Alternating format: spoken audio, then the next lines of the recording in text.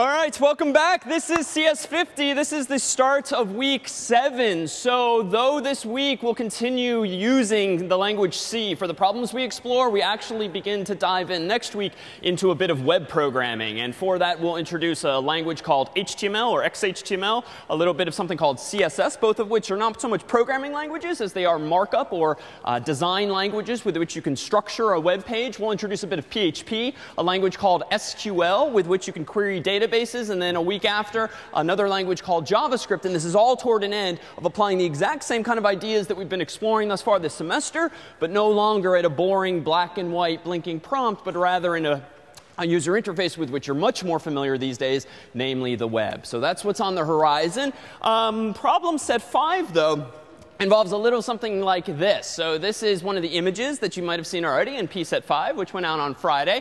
Hidden inside of this image is actually a secret message, the answer to a particular riddle. And this is an example of what's generally known as steganography, taking an image, taking a picture that might just look like red noise or might look like a photograph that you took, and using a computer to manipulate some of the underlying bits that represent that image to hide some message. Now, we took a fairly simplistic approach, simply hiding in this red noise a cyan or a bluish message with which you can then, for which you can then write code to recover the bluish text. But more generally, you can take an arbitrary photograph off the web, off of your camera, and run it through a program that maybe you write or that you download or buy, and actually have it hide entire paragraphs of text, entire books worth of text, depending on the resolution of the image. It's actually quite cool what you can do. And the implications, of course, are that you don't necessarily have to use cryptography, per se, to send a message. You can send someone an attachment containing an image that looks completely innocuous to anyone who might intercept it. And yet, if they run it through the special program and change, for instance, all of the pixels to red or all of the pixels to blue or something along or some of the pixels to red or blue, something along those lines, do they then see the message that's revealed? So if you like this sort of stuff, certainly Google around for something called steganography, and you'll see lots of really neat examples. But in this problem set 2, do we introduce the idea of images themselves in file format. So we introduced a week or two ago the idea of actually persisting your data to disk. Almost all the programs we wrote in the first several weeks, as soon as they quit, as soon as main ended, that was it. All state, all memory was lost that you might have built up while running this program. And then we introduced this ability to save files with fprintf. And in this problem set, we hand you some files, namely some BMP files for bitmap files that essentially look like this. If you've ever wondered how you actually go about representing an image, well, the simplest way, frankly, is just to assume that a 1 means white, a 0 means black, arbitrarily. And then with just those building blocks, can you implement the simplest of pictures? This is a little smiley face here. Turns out that all images, all image formats, are pretty much structured as rectangles. And so you need to have a row of pixels on the top and then columns of pixels going top to bottom. And if you kind of take a step back, even though these things are not spaced in the same way, notice how each of the ones at top left maps to each of the white squares at top right. Similarly, our zeros black. And so this file up here on the left, if you stored those patterns of bits inside of a file, you could then say this represents a smiley face. Now, what does it mean to say it represents a smiley face? Well, you have to standardize how those bits are laid out in a file. This is probably an oversimplification, because these days, anything that has like a 3-letter file extension, .doc for Microsoft Word documents, .xls for Excel, .bmps for bitmap files, they are standardized in some way. Microsoft or Apple or someone on the internet said, you know what, if you have a file that ends in that extension, the bits inside of it are going to be laid out as follows. And so what we do in problem set 5 is introduce you to one such format, this BMP, bitmap file format, which pretty much does get implemented like this, but thankfully you can actually use 24-bit color, not 1-bit color, 0 or 1. You can actually have 24 bits per pixel, which gives you millions of total colors, as you'll see in the pset. But what Microsoft said years ago was that for this BMP file format, the first several bits or the first several bytes in any such file have to be laid out in the following way. In other words, there has to be what we'll generally call metadata inside of the file that's not necessarily the data you care about. It's not the 0 zeros and ones that represent the picture, but it's some ancillary information like what's the width of this image, and what's the height of it, and what's the total size of this file. Little clues that might be helpful to programs like Photoshop and Windows and Mac OS, so that when they open this file, they know what to expect and they know how to display it. So this is explained in some detail in the spec, although we don't care about a lot of these fields, thankfully. But you'll see fields called like BF size, which refers to the size of the file, BI width, BI height. And notice, even though this is laid out in a chart here, this is just Microsoft's way of defining the contents of a struct. So you'll actually see in a file called bmp.h that we implement this specification using a little bit of C code. And it looks a little something like this. Let me go ahead and scroll down. And notice that there is one of these structs. It's a struct called a bitmap file header. And it seems to have some of those same variable names. BF size is one of the ones I just mentioned there. So I won't go into great detail in lecture, because some of this information you don't need per se, and a lot of it is covered in the spec. But what is curious is that inside of these files are a whole bunch of data types that you might not have seen before. Word, dword. If we scroll down further, I think we see others. Long, in all capitals. So it turns out that in different languages, and sometimes different operating systems, there are, of course, different types. And Microsoft has standardized, at least back in the day, along the lines of these types. But thankfully, they map very nicely to a Linux computer or a Mac OS computer, so long as you know what to expect. So you'll see in the spec, in the comments here, that we use typedef, this thing for creating synonyms for data types, to say that, you know what Microsoft calls a word, we are going to call a uint16_t. So this is actually a type we haven't talked about, but thankfully, there do exist in C data types whose sizes do not vary based on the computer you're using, right? One of the little disclaimers in the quiz, 0 even, was assume a 32-bit architecture like the cloud. Now, we have to say that because if you're on a newer, fancier machine like your own laptop, it might very well be 64 bits, which means some of the answers to quiz questions like how big is a long, how big is an int, might have actually differed depending on the machine. Now, this is incredibly annoying if you're the programmer, the computer scientist, and you need to decide for yourself how many bits to use to represent a number. You don't want your program to work or not work just based on what kind of computer your users happen to be using. So thankfully, even in C, there's this additional header file that we've not used before this called standardint.h. And that gives us access to these cryptic-looking data types, but whose names pretty much say what they are. So for instance, a word in the world of Microsoft, we have defined as a uint16. And what does the U probably stand for? So unsigned. This just means I'm going to use 16 bits to represent a piece of data, but know that this this value should be unsigned. In other words, don't waste one of the bits allowing me to have negative numbers in there. I'm only going to put positive number or non-negative numbers in this unsigned 16-bit int. A long in the world of Microsoft, if you read the documentation at these URLs, that's actually a signed 32-bit integer. So we looked in our standard int.h file, and we pulled out this type, which is a 32-bit signed int. And then for a byte, and this is frankly the most useful in the problem set, because you'll probably use this same data type for the forensic aspect of it. More on that in just a moment. And notice that we have defined what Microsoft calls a byte, and what anyone in this room would now just call a chunk of 8 bits, as a uint8 underscore t. So you could define a byte as pretty much just a char, right? A char, as far as we've discussed, is always just 8 bits. But that's not technically, even though we call a char, which kind of implies a character is going to go in here, that's not really a strict requirement. A char, in our context, is technically just an 8-bit value. And even though we tend to use a char to represent A's and B's and C's, technically you can put any 8-bit numbers in there you want, 0 on up to 255. So in this context, when you're actually working with bits in a file, bits inside of an image, a bitmap file, you really don't want to confuse 8-bit chunks, bytes, as numbers, as characters, because obviously an image is not going to have A's, B's, and C's in it. It's going to have just zeros and ones. So this is our way of specifying very precisely, assume that a byte is going to be an unsigned value. That is, there's no notion of negativity in this context. I only need 8 bits for a byte. And this typedef here mandates that in my code for this p set, I will always be treating a byte as 8 bits and with no notion of negativity. And this is a very useful thing so that your code doesn't break. And in quizzes, frankly, you don't have to have these parentheticals saying on this type of architecture. It will just work because now we have more portable types. But moving to something that's a little more fun, we did in fact take our stroll across campus, although the weather wasn't great the past week or so, so our stroll rather devolved into a stroll along Facebook and Google Images, where we actually found a whole bunch of fun pictures of computer scientists, one being Matt Chartier here, one of our teaching fellows. And what you'll find is that, as promised, I accidentally formatted my compact flash card on which I was taking all of these photographs. Now, it's not really possible to share a compact flash card, a little memory stick, among 500 people. And so what we did was a sort of industry standard practice. We took and made a forensic image of this compact flash card. I plugged it into one of those memory card readers that most of you have, or I plugged it into a camera with the USB cable so that it could talk to my computer. And then I ran a special command on my computer that says, start grabbing all of the bits from this compact flash card until I say stop. And I said stop after about 4 million or so bits because I felt, OK, that's enough. I didn't take,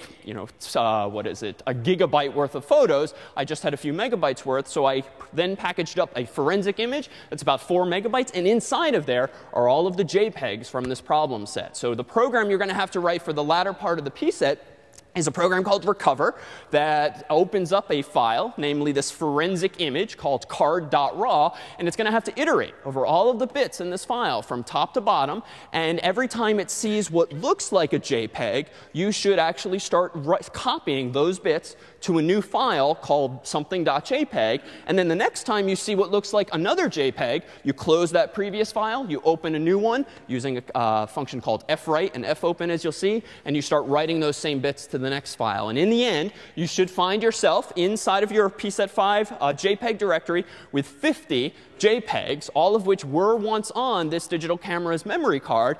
And then the real fun begins. On a per section basis, you are challenged over the next couple of weeks to find the people in these photos, Matt being one of them, and photograph yourself with them. And the section that does this first and most accurately will win, as we promised, an amazing prize. So with that said, the hacker edition. So the hacker edition is actually mostly similar because this is frankly just too much fun of a P set to deprive even the hacker types of doing some of these same problems. But in the hacker edition, will you find that one of the components of the P set on both standard and hacker requires that you implement a program with which to resize an image. Now, resizing an image is actually relatively straightforward if it looks like this. If you think of a picture as a grid of pixels, top to bottom, left to right, if I want to make this smiley face twice as big, well, I can simply convert each of these single pixels, these individual squares, to just 4. Right? Because if I move one pixel and make it too wide and too tall, that will essentially double the size of the image. So you can relatively easily do this with a couple of for loops.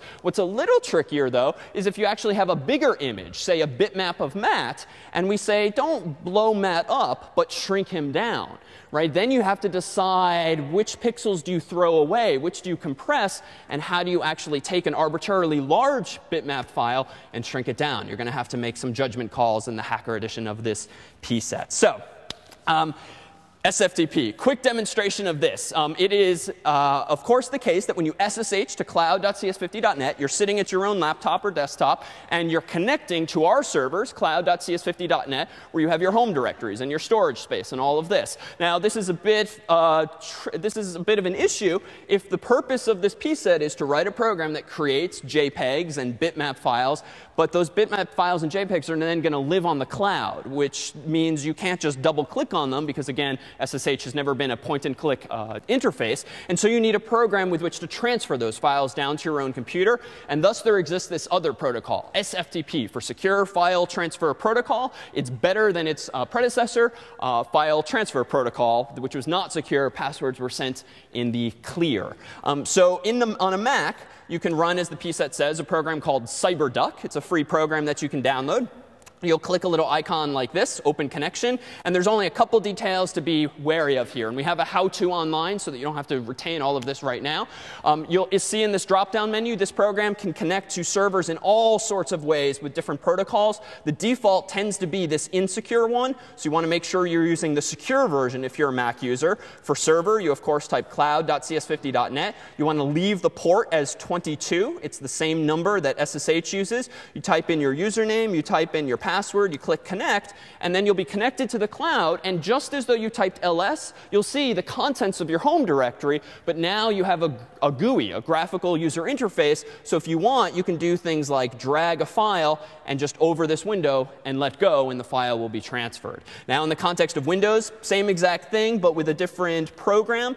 It happens to be called WinSCP. And if you follow the instructions here with screenshots, you'll see exactly the same process. And then it just boils down to the obvious. If you've got JPEGs on the server, click and drag them to your hard drive. If you want to upload something to the cloud, do the opposite process. So that is a little something called SFTP. Before I forget, the Harvard Science Review, a student group on campus, is looking for webmasters with which to make their website. This is actually a very common request this time of year as we look toward final projects in just a few weeks' time.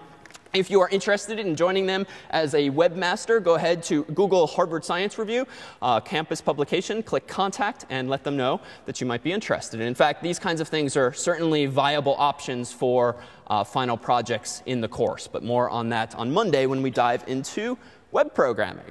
All right, so a couple whirlwind comments on quiz 0. So overall, it seemed to go quite well. We had a good time with it. But certainly do reach out to us if you have any questions or concerns, especially if you were on the lower end of things. Realize plenty of opportunities still remain with PSETs, another quiz, and the final project to bolster any scores with which you might be disappointed.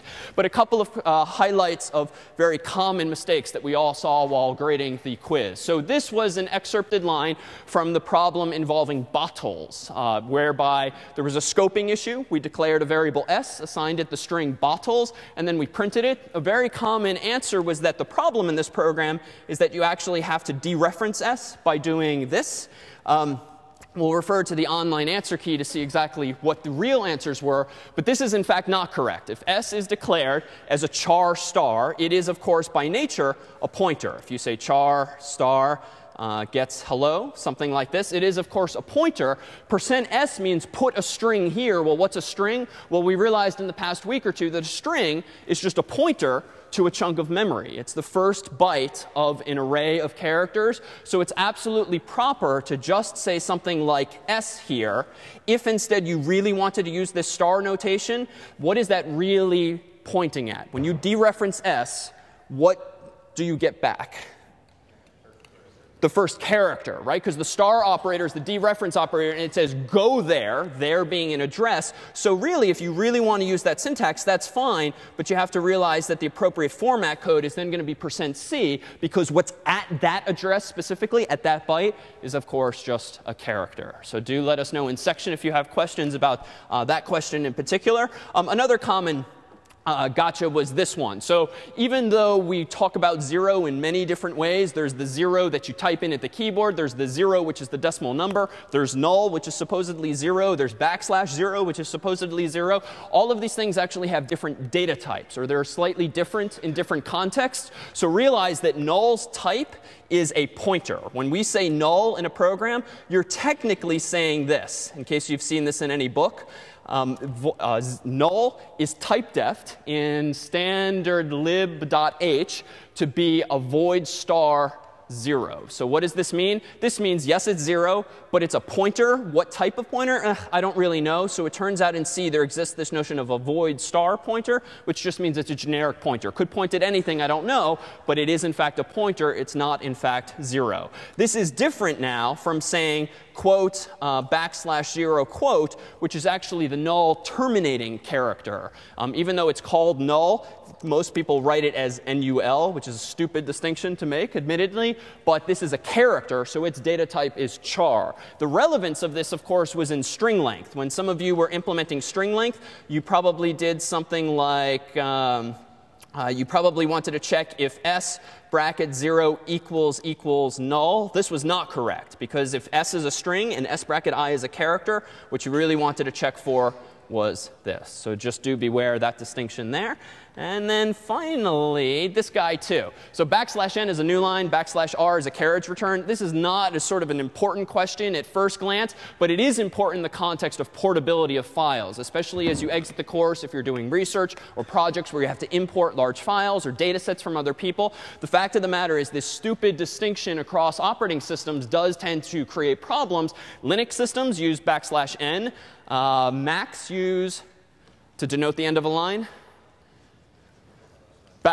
\r, and then Windows uses, for good measure, both, \r, \n. So that's really why this is germane to anyone actually manipulating files in the end. And then this one too. This one's pretty well explained in the problem in the quiz solution itself, but do make sure you understand the distinction between including a header file versus linking against a piece of code. So looking ahead, you guys for the first time this year have to pre-term plan, which means unofficially say to the world what courses you're probably going to take next year. So we actually thought we'd use this, and we'll discuss more on Wednesday, as an opportunity to consider what kind of mindset you should have going into final projects. So we recently surveyed all 1,600 or so people that used Harvard courses this past fall. This, again, was the CS50 app with which you can shop for courses a little more easily. We got back responses from these folks. We've taken into account all of their suggestions, kind of considered what were the most important feature requests. And on Wednesday, we'll release a newer version of this that improves upon this previous version. The point here is not so much to dwell on this particular application, but when it comes time to design final projects, especially if you have your eye on doing something that affects campus, affects other people, builds you a startup of sorts, asking these kinds of questions, how do you design software well, how do you design with user interface in mind, is certainly important. And we'll also reveal some of the gripes some of you had anonymously with various programs and machines you've seen in the world, excluding the MBTA system. So any questions administratively on really any of all that? That was a lot of boring stuff, I felt.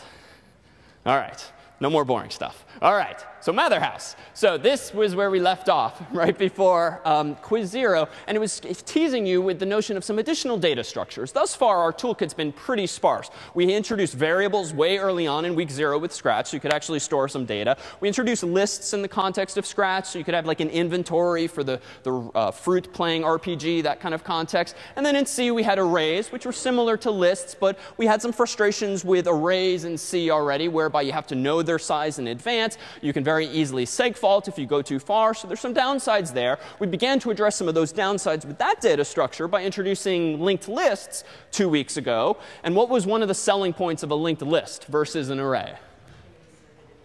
So you can insert at any point, rather than an array whereby if you want to put something in the middle of all these people, we would have to say, please move all the way down, and then every element has to be moved, which is expensive. That's a linear time operation. With a linked list, you find your location, and then you just say, excuse me, just move one person over, and then update your pointers, which only took 2 or 3 operations in total. You, of course, still have to find that location, but at least you have this dynamism. Moreover, with a linked list, you don't necessarily have a bound on how many elements you can fit. You're only limited by the amount of RAM in your computer, the amount of RAM that malloc is willing to return to you. But what's a downside, someone else, of using a linked list versus an array? There's never a 100% improvement. What's the downside? Sorry? So you lose random access, whereas in an array, you knew that everything was equidistant. And so you could use this square bracket notation and just jump magically, immediately, to any element in the array. With a linked list, you can't just jump to the middle element because you don't know where that middle element is. In fact, with a linked list, you only know where the first element is. Thankfully, he or she knows where the next element is. He or she knows where the next element. So everything is chained together nicely, but you do, in fact, lose that random access. Now, who cares? What's the downside of losing this random access?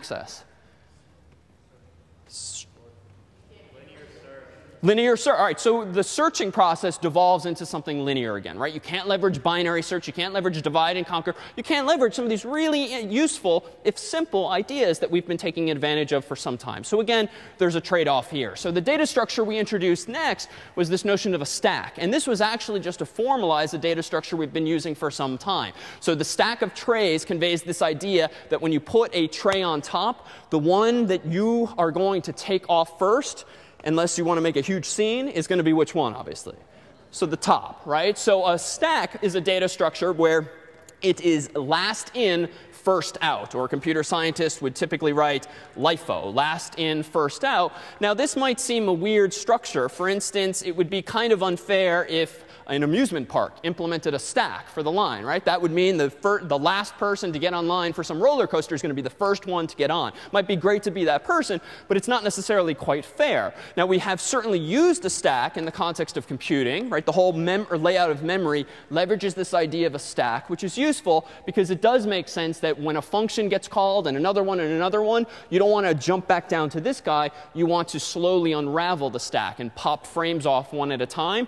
But sometimes a queue makes more sense. So a queue is another data structure in computer science terms. We've now got linked lists. We've got arrays, but arrays are a very limited data structure. We have the notion of a stack, which we could certainly implement. And we have the notion of a queue, which we could certainly implement as well. And it turns out now that we start talking about more interesting, more sophisticated data structures, many of them can be implemented in code with previous data structures. For instance, if you wanted to implement the notion of a queue, a line, the idea being for a queue that you implement a FIFO structure, first in, first out. So the first person on line at 5 a.m. in the morning is the first one to get out of line and be able to buy the iPhone in this case. So with what data structure could you implement a queue? In other words, if you want to implement a new struct in C, and you want to call this thing a queue, and it's going to have the properties of FIFO, first in, first out, well, how do you represent the individual people? Or let's just number them. How do you store integers in a queue? What data structure could you actually use in C? So we could just use an array, right? In theory, Apple, for fire code reasons or management reasons, they might just say, you know what, we're only going to let 1,000 people line up outside the store, or 100 people. So in a sense, it might be reasonable to bound the number of slots in your data structure. So a queue could really, just underneath the hood, be in an array. And that array can be a fixed size. But what do you then have to be careful of? Well, I can implement a queue, just sketching this out partly in C, partly in pseudocode here. I might call my struct a queue. And my queue might actually have, let's say, int members, the people in this queue. And it's going to be bounded at 100. So now I have a struct called a queue. And I could then have a function like pop. So let me do int pop. And it's going to take in a queue, let's say star pointer. And the purpose of this function in C is going to be return to me the next person that should be removed from the queue. So in other words, a data structure more generally is a data structure generally has not only data associated with it inside, it also typically has some standard operations associated with it. And even though we didn't highlight this with linked list, a linked list's operations are the ones we played with. Delete is an operation on a linked list data structure. Insert, search, sort might be another one. So anything we've been calling a function or an algorithm, you can think now is applying very specifically to a data structure. So a common one for a queue is pop. Or you can call it different things. But the purpose here is that I call this function. I pass in a queue. I want it to return to me the number of the person who should be removed from that queue next. So now let's just brainstorm for a moment. If I pass in a queue and I need to be told who the next person in line is that should be allowed into the store, how would I possibly implement that? Do I need additional data inside of this data structure in order to implement that idea? What is the rule? All right, so the rule is, again, FIFO. So for a data structure like a queue, suppose we've filled it up with 100 people or 100 integers. The rule is when I call pop, I want the first person in line. Now, what does that mean in this context? What should pop return in the simplest case? The next element in the array. Or actually, if we want to return the first person, why don't I just keep it simple? Return return members bracket. OK, 0, right? So it's just an array. So if you want to return the first person in line, just return members bracket 0. But what's the problem now? If, again, the point here is to implement a queue, if the Apple employee executes this same function again, who's going to be allowed into the store next? Like same guy, same person, same person, same person. So this is clearly flawed. So the next time around, what do I return? Well, pop needs to know something more here. Members, oh, actually, this is the wrong syntax. Remember to get at something. It's queue arrow members. Take the struct called queue, go there, and return the members 0th element. What do I really want to do? Well, more generally, I don't want to return always the first person in line. I probably want to return the person at the head of the line. But head might be a variable. Where should I store this variable? How can I possibly keep track of where someone is? So maybe local. But if I put a local variable inside pop, as soon as pop returns, I'm going to have forgotten who I just removed from the list. So So inside the struct, right? So don't forget a couple weeks ago when we introduced a student struct, whenever we had data we wanted to keep together, like an ID number, a name, and a house, we just lumped it all together inside of the same struct. So I could just do this, int head for my queue, and the head variable is what ultimately keeps track of who's next in line. So now I might say, go ahead and get the person at the head of the line by accessing the same queue structure, its head field, and return it. But I'm not quite there yet. What's the problem now? Who's going to get pulled off the head of the line the next time I call pop? So I do need to iterate, but who specifically is going to get popped off the front of the line the next time this is called? This is the same person, right? It's not sufficient to generalize who gets popped off if I'm not actually going to maintain this data structure. So really, I want to do something like this. Int next gets the person who's currently at the head of the line. Agreed? All right. And then ultimately, I want to return this next person. But what do I need to do first? Right, I need to plus this. So really, I want to say the person at the head of the line should now be the person at the head of the line plus 1. So now I've taken in this data structure. I've grabbed the person who's supposedly at the front of the line. I then say, OK, the next time, let me plan for this. The next time, go ahead and call the next person, which is equivalent to plussing this. So I could actually simplify this. This is, in fact, identical to just saying this. And then I return not the current value of head, because then I'd be skipping the first person in line. I then return the person that I called next. Now, there's one bug here. What's going to happen eventually with this implementation of pop? At the end of the line, I'm going to segfault, or I'm going to at least start touching memory that's not actually there. So this is as though the Apple employee is kind of like is going to like start talking to no one at the end of the line, trying to pull more and more people that just aren't there. So we need a fix here. And what operator probably saves us? What's that? Not or, but what do we do generally when we want to wrap around? Right, so we could do something like this. Head gets q head plus 1. And then we can make sure that we always stay within the boundaries of this array with something like this. But again, I'm kind of skipping a step here. Now, if I implemented this as follows, this assumes that there's going to be a continual flow of people. I presumably now need, if I'm going to allow this to wrap back around to the other side, what do I also need to keep track of, apparently? What's that? So the end of the line, right? I need to keep track of how many of the 100 integers that I've reserved space for are actually legitimate candidates to be removed from this data structure. So I'm probably going to need another integer in here, something like int size or something along those lines. But here's where things start to get interesting. When you're designing a data structure to solve a problem, you typically wrap up the data you care about inside of a structure. You implement one or more functions with which you then start to manipulate that data, so that if you have a goal in mind, like let me implement in code this notion of a queue so that a computer program, one of these employees on a little iPhone can be told who should be popped off the list first, well, you could implement this using these kinds of data members. And we'll look at this in more detail with problem set 6 next week. But this is just a taste of the thought process that goes into actually designing interesting data structures, not these most simplistic of ones, arrays and linked lists that we've looked at thus far. But all of this generally reduces to leveraging this new feature, this power called pointers and memory addresses in C. Unfortunately, you can do a lot of damage using pointers in C, both in terms of security, as we've discussed with buffer overflows, and just in terms of correctness. Probably almost everyone in this room has had a segfault at some point of some sort because you've touched memory that doesn't belong to you. And sometimes these problems can be hard to spot. You might have looked at your code before submitting it for some pset, felt pretty good that got it. There are no bugs in this code. And then your TF finds something nonetheless. Well, this is not necessarily the easiest thing to debug on your own. And so thankfully, some tools exist. So Valgrind is a program we'll start using for problem set. You can start using for problem set 5. It's particularly germane, as you'll see, to problem set 6, that essentially analyzes your code for you. And if it can, tells you where you've made memory-related mistakes so that you can proactively fix them so that your code isn't broken, doesn't get downgraded, certainly, and ultimately is better written. So let's take a look at an example. This is among your printouts for today. It's a simple program called memory.c. But I wrote this intentionally to have a couple of flaws. It doesn't do all that much. At the bottom of this file, notice I have a function called main. Its sole purpose in life is to call the function f. And then it returns 0 just by default.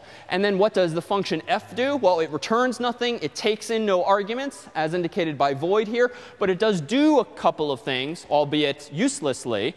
It first declares a pointer to an int called x. It then mallocs how many bytes?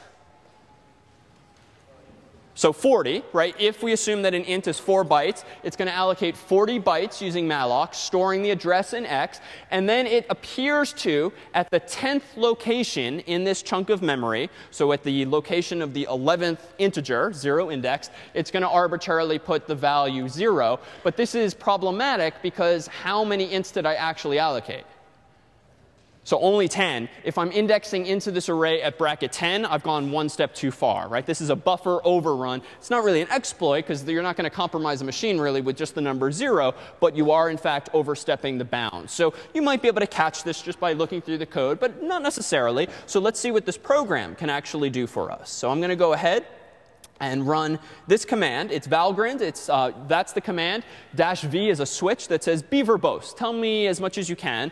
And then --leak-check equals full says do all of the memory leak tests that the program is designed to support. How do I know this? I read the man page, or frankly, I ran just Valgrind and it yelled at me and it told me to run this other command instead. So that's how you can remember. So let me go ahead and paste this in. First, let me make the program memory. Seems to compile. If I run it, seems to work just fine. If I run GDB on it and then run it, seemingly a program exits normally. So it looks like it's OK. But let's see if Valgrind knows better. So let me run this command on the program called memory in my current directory. Enter. Wow. So a whole bunch of text flew by. That's what happens when you tell a program to be verbose. A lot of this is not all that interesting. It's a bit more arcane than we'd care about. But you can skim through it even if this is the very first time. And you can kind of look for the proverbial red flag. So let me scroll down to, oh, this is interesting. Invalid write of size 4. And I say it's interesting because it's not cryptically referring to all of these files that I've never heard of. It's referring actually to something I wrote, memory.c, line 23. Then let me scroll down a little further. Oh, and this is bad sounding. 40 bytes in 1 blocks are definitely lost in loss record 1 of 1. All right, so it couldn't be more verbose. But the point is, it's again my code, right? So it's finding fault with my code. So let me look a little closer. Let's do the first one first. So invalid write of size 4, apparently induced at this address, but that's not useful to me, the human, at this line number, 23 in memory.c. So let me go ahead and open memory.c. Line 23, aha, line 23 is this thing here, where I say x bracket 10 equals 0. And the error message being indicated there is, again, this invalid write of size 4. So what does it mean by saying size 4? So it's an int, right? I'm storing an int, namely the int 0. It happens to be 4 bytes. And so that's why it's saying invalid write. You know, it's not completely holding my hand and telling me how to fix this problem. But now I see, oh, line 23, there's definitely a problem there. Bam, I've now detected my buffer overrun. Now, Valgrind can't necessarily do this in all contexts, especially if your program is more dynamic, takes user input with getInt or getString or the command line. But at least in this case, we can catch that error. What else did it yell at me for? Let me look at the other error, which was this one. Let me rerun the command. It was toward the bottom. Invalid write of size 4. We saw this. Ooh, definitely lost 40 bytes in 1 blocks. That was not good. And here it is, memory.c colon 22. So let me go into memory.c, line 22. It's the one above it. Oh, so I'm losing 40 bytes. Well, why is that? Well, apparently I'm not doing what? I'm not calling free. So let's actually see if I can fix this. Again, the program's still pretty pointless, but let me at least knock off one of these. Anytime you call malloc, henceforth, you should absolutely be calling free, but you want to be calling free on the same pointer that malloc returned, which is x in this case. Let me save that. Let me remake memory. Let me go ahead and now run Valgrind again and see if it yells a little less. OK, good. Now I only have 1 error. And oh, so they have such a fancy, sophisticated program. And again, they didn't even parenthesize the s. This is really just an if condition they could have had. So even experienced programmers cut corners sometimes. All right, not that you should.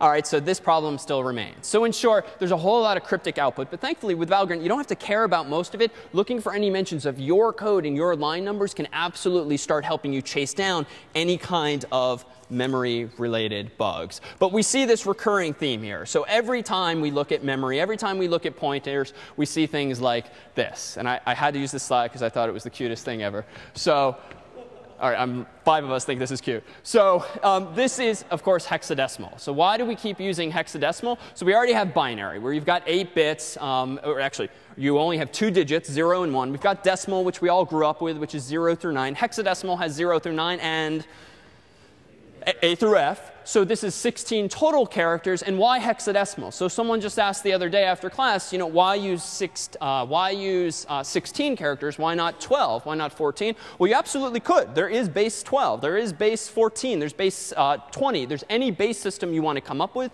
What's particularly nice about hexadecimal, though, is that if you're representing 0 through 9 and A through F, that's 16 total digits. To represent 16 total values, how many bits do you need?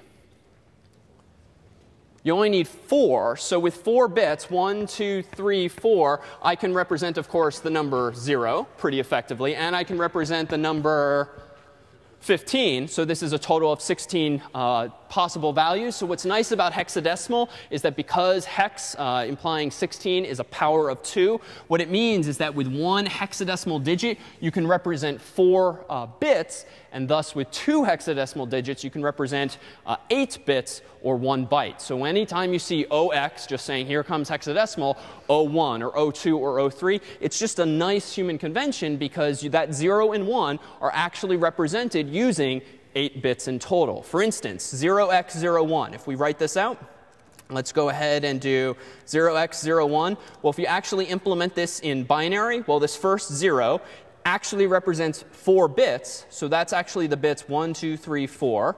This 1 is actually 4 bits. So that's the number this. Right? No, it's just the number 1. So 1, 2, 3, 4. This means the value we say 0x02 is just 0, 0, 0, 0, then 0, 0, 0, 2. No, right? So what's 2? It should really be 1, 0. So it's still just binary from several weeks ago. This would be 1, 2, 3, 4 for the 0, then 1, 2, 3, 4 for the 3. And then finally, if we keep going up in this way, let's go up to FF. This means 4 1s. 4 1s, now we have the number 255. So hex is just a nice way of saying, expressing a number in 4-bit chunks at a time. So why is this actually useful? It's because with this notation, it makes it really easy to start manipulating data at the bit level. Thus far, we've only focused on things like integers and maybe chars, but we've never really cared about the underlying bit representation. But now for this P set and now for this part of the course where we're actually talking about files and representing data persistently, being able to twiddle or tweak or flip, just change a 0 to a 1 or a 1 to a 0 can actually give us a great deal of new power, which we'll take a look at in just a 5-minute break.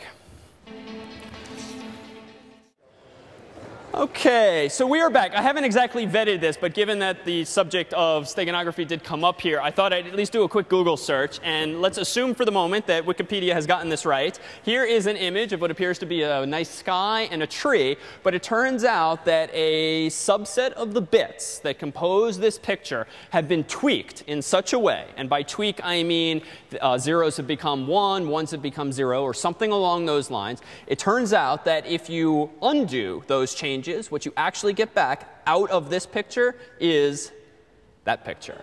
So OK, that cuteness was not the point. So what's powerful here is that, again, you can read the article. This is just the Wikipedia steganography article. What's powerful here is that you can take really an arbitrary image, and if you were using enough bits to represent each of the pixels, each of the dots, you can hide a lot of additional information, whether it's text or whether it's a cat or anything else altogether. So realize this is a very powerful technique, and we're just scratching the surface of it with problem set 5. So we promised to do some of these lower level bit manipulations, and we actually have this ability. So in the past, you've used the ampersand and you've used the vertical bar for the purposes of conditions and Boolean expressions. Ampersand is a Boolean and it says make sure this and this is true. And then we had the vertical bars, which was make sure this or this was true. Now, it turns out if you actually use just one ampersand or one vertical bar, they have very different meanings. What it allows you to do is what's called a bitwise and or a bitwise or there's some other operators altogether. What bitwise means is that this operator will let you take an 8-bit char or 32-bit int or 64-bit long, and it will allow you to change from 1 to 0 or 0 to 1 any of the 8 or the 32 bits or the 64 bits in that particular number. So it's a step toward implementing something like the tree to cat transformation if you can actually manipulate bits at that level. And in the context of pset5, you won't necessarily do it at the bit level. You'll do it at the byte level in terms of the red, green, and blue values in the pictures we give you.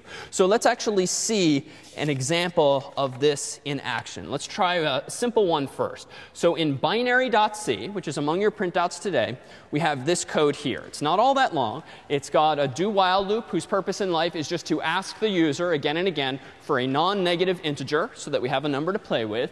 And then down here, there's a bit of fanciness. So first, let's actually take a look at what the program does, and then we'll delve into how it's doing that. Let me go ahead and make binary. I'm going to go ahead now and run binary. And I need a non-negative integer, please. Let's start with the number 3. Enter. And it looks like I've provided an integer. It's the number 3. But to represent that as binary, you have what appear to be 30 zeros and then a 1 and a 1. And this is consistent, presumably, with what we know to be the binary representation of 3. Let's do one other. So let me go ahead and do something like 255. I should get a whole bunch more 1s. And sure enough, I do. And let's try something even bigger. Let me go ahead and type in like big number. So that happens to map to this binary number. So assuming this is correct, how is it actually doing this? Well, let's take a look. So most of this code, uninteresting. It's just a do-while whose purpose in life, again, is to get an int from the user. So the magic is in here. And here's how relatively easy, if it's a little cryptic at first, it is to start manipulating individual bits. What's my goal here? Well, I know just from how computers are implemented that an integer is inside RAM 32 bits. So what I really want to do is get access to each of those individual bits from the right-hand side all the way over to the left. In other words, if I know conceptually that the number 3 looks like this, I want to be able to print out those bits. And so actually, I think I misspoke. I want to start at the leftmost bit in this integer, and I want to print out what it is, a 0 or a 1. I want to then move to the next bit, the next bit, the next bit. So in other words, I want to take the actual integer and iterate over all 32 of its bits. So how can I do this? Well, let's take a look. So first, I'm going to declare an int I.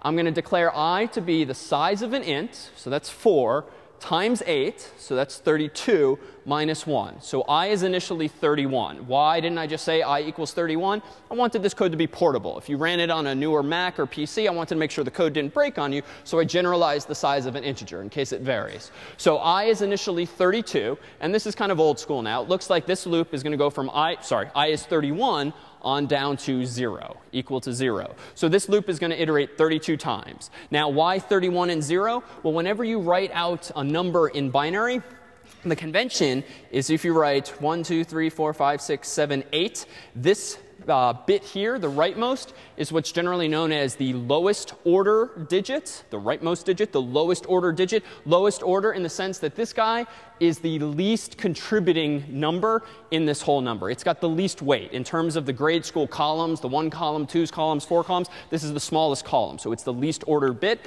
By contrast, the guy all the way over here on the left, that's the highest order bit. So he's the most powerful bit because he contributes 128. That's the 128th column in the context of binary. So we generally number then by convention. The right-hand side, this would be bit number 0, and this guy over here would be bit number 7. And by contrast, if we have 32 bits, 0 would be over there. The 31 bit would be over there. So you number it in sort of the opposite way you might think. All right, so what does this mean for our code? Well, I'm going to start at the 31st bit and move my way down to the 0th bit. So conceptually, this is right. I'm going to iterate over all 32 bits from left to right. What do I need to do? Well, when I have this integer, n, that the user provided, that just gives me this high-level number, the number 3, the number 1 million, whatever they typed in. I need to dive in and actually look at individual bits. So there's this notion in programming called a mask. So I've declared a variable of type int called mask. I've set it equal to this fancy thing. So this is literally the number 1 that we're familiar with. What is that really equal? Well, if it's a binary number, this is 1, 2, 3, 4, 5, 6, 7, 8, 9, 10, 11, 12, 13, 14, 15, 16, 17, 18, 19, 20, 21, 22, 23, 24, 25, 26, 27, 28, 29, 30, 31, 32. So that is the number, very tediously represented in binary. So that's what I get if I do int x gets 1. But I'm not quite doing that, or int mask gets 1. But I'm not quite doing that. I have another line of code, another part of an expression here. This is the left shift operator. So it means literally take the bits in this number and shift them over to the left. Now, obviously, that's going to leave you with some blank spaces on the right. So by default, those should get filled in with zeros. So the effect is really, when this left shift, it's going to move all the 1s and 0s that way. And it's going to fill the placeholders with zeros again. So what does this mean? Well, I is initially 31. So this means that this 1 effectively is going to get shifted over a whole bunch of places. And I can't quite depict this perfectly on both sides, but I shift it over once. Now it's there. One more time. Now it's there. 31 times total. It ends up there. And as promised, this gets filled in. 1, 2, 3, 4, 5, 6, 7, 8, 9, 10. Here, I'm going to learn how to copy paste. Damn it. I learned how to cut. All right. Paste, paste. 0. OK, so that is the result of not just initializing mask to 1, but saying initialize it to 1, but then shift those bits over 31 places, or more generally I, where I equals 31. Now, what was the point of this exercise? Well, now I have conceptually this thing called a mask. And a mask is general. And actually, the same idea exists in Photoshop. If you guys have ever played with the notion of a mask there, in that context, it's usually black and white or red and white, something like that. But the point is that there's 2 states. In this mask here, there's 2 states, 0 and 1. The 1 on the left-hand side is essentially conceptually a hint that I care about that bit. All the other zeros means I don't care about those bits. So now what I can do is essentially line up this mask with a given number, and I can just look at the number I care about by, as we'll see, anding them together. So let's look at the code. I initialize mask to that long sequence of bits, and then I do this. If n and mask. So if n and mask print a 1. So what does this mean? Well, n, recall, is this. This is my mask now. So let me lay this out nicely. Make this bigger. So that's my mask. N, let's say, is the number 3. So n is, here we go. That's the number 3. So now what I'm saying is and these 2 things together. So I'll just lay it out kind of like a mathematical expression. So I'm going to and them together. And what that gives me, it's very sophisticated ASCII art.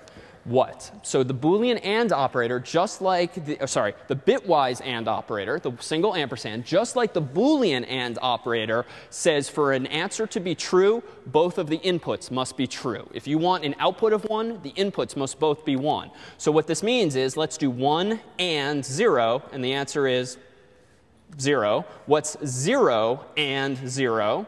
It's also 0. Or again, in the world of bools, is false and false? Well, the answer is false, so we write down a 0. This is the same question again and again and again. What happens when I get down here? 0 and 1, 0. 0 and 1, 0. So the answer to n and mask is what number?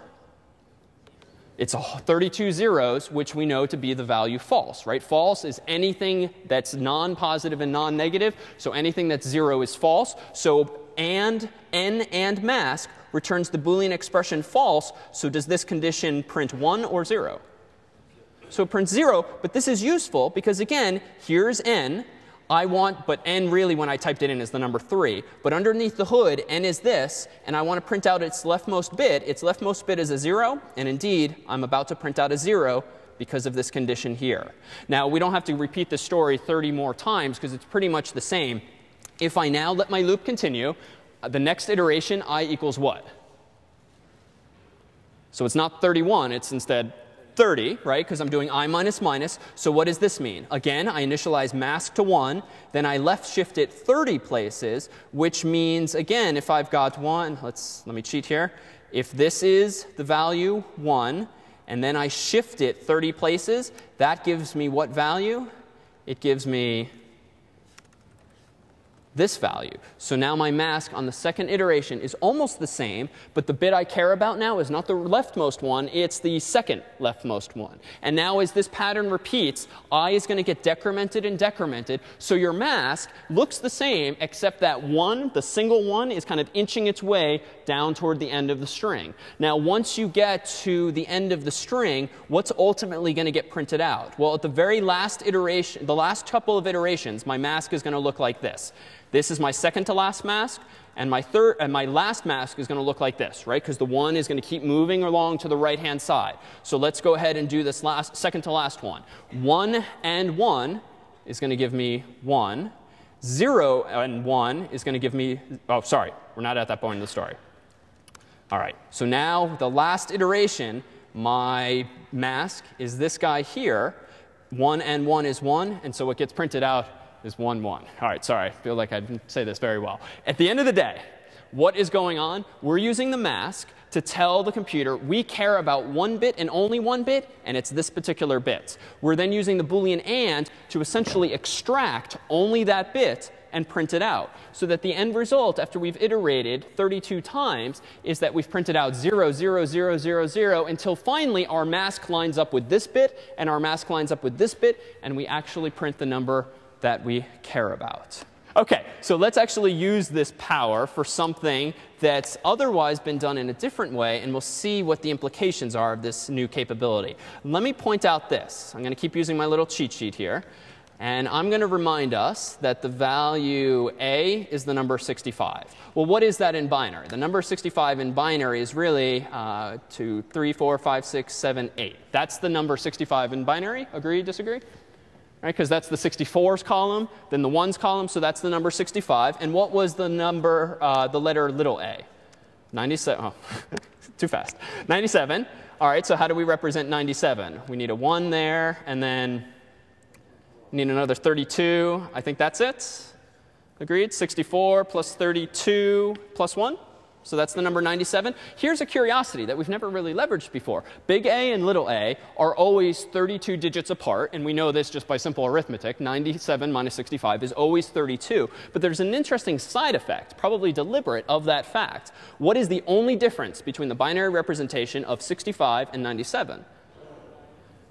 There's this single one in, coincidence, the 32s column, right? This is the 1s column. This is the 2s, 4s, 8s, 16, 32s. They only differ in the 32s column. If we do a little sanity check here, what about big B and little b? Well, this would be the number 66, which means that is this. And then the number little b is 98, and that just means this. So you know what? That pattern is going to persist. So these big and little letters are always only differing by 1 bit position. So you know what? This gives us a new capability to capitalize a number if we want, or lowercase it. Let's go ahead and look at this, toLower.c.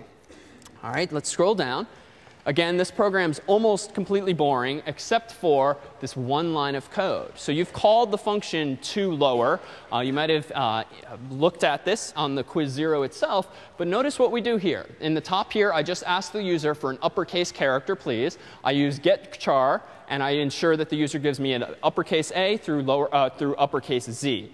And then I execute one line of code that's going to do something really quite neat. Let me go ahead and make toLower.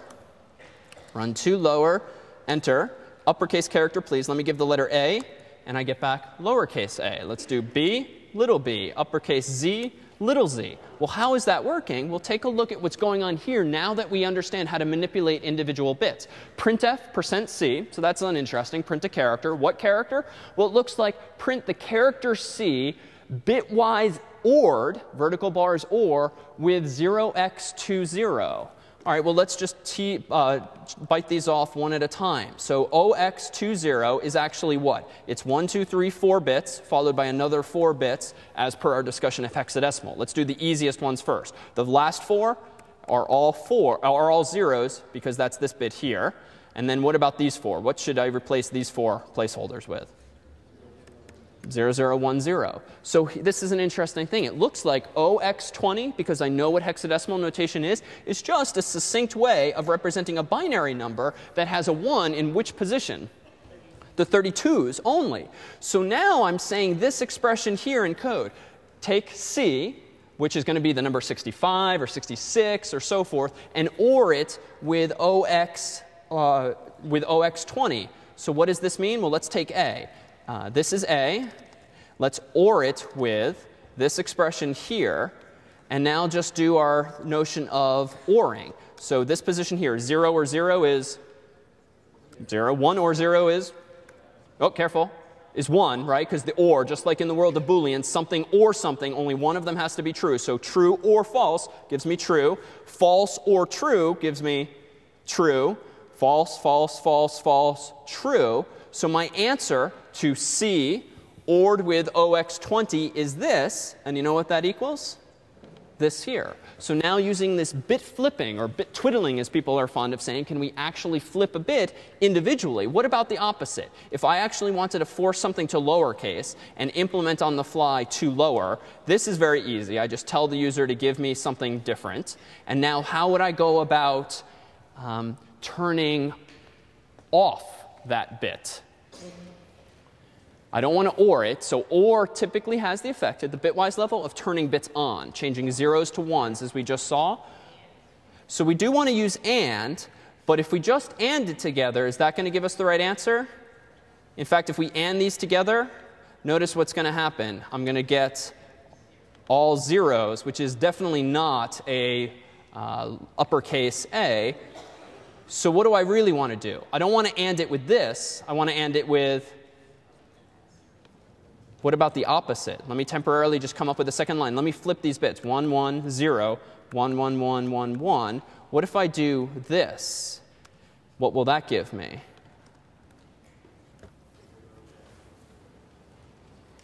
This will give me what? 0, 1. Doesn't seem to be helping me, is it? Or it is. That is, in fact, capital A, right? If you look here, and then look here, that is in fact capital A. So let's see this in code.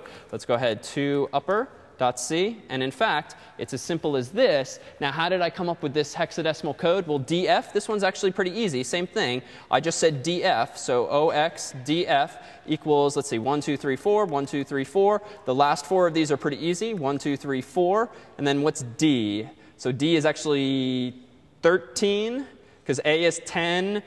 B is 11, 12, 13. So what does this represent? 1, 1, 0, 1, df.